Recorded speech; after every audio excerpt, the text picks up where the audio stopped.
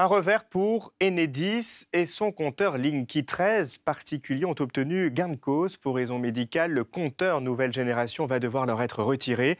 Une décision du tribunal de grande instance de Tours. Sophie Gauthier, bonsoir. Que dit exactement ce jugement ? Eh bien, le tribunal reconnaît qu'il y a un risque de dommage imminent ou un lien de causalité entre les pathologies de 13 des plaignants et le compteur Linky. Concrètement, dans 12 des cas, les plaignants ont pu montrer que le compteur Linky risquait d'aggraver leur santé. Enedis ne sera donc pas autorisé à installer leur compteur à leur domicile, mais en plus, il devra filtrer les ondes des autres compteurs Linky présents autour de le domicile. Ces 12 personnes, elles sont électrosensibles. Ça veut dire que lorsqu'elles sont exposées à des champs électromagnétiques, on peut voir dans leur sang, lors d'analyses sanguines, des marqueurs d'inflammation. Le compteur Linky représente donc un danger pour elles et leurs avocats avaient d'ailleurs plaidé le principe de précaution. Oui, et Sophie, dans ce jugement, il y a un cas qui interpelle. Oui, c'est celui d'un enfant de 7 ans. Et là, le tribunal a admis que le compteur Linky l'a peut-être rendu électrosensible alors qu'il ne l'était pas avant. Dans son jugement, le tribunal de grande instance de Tours écrit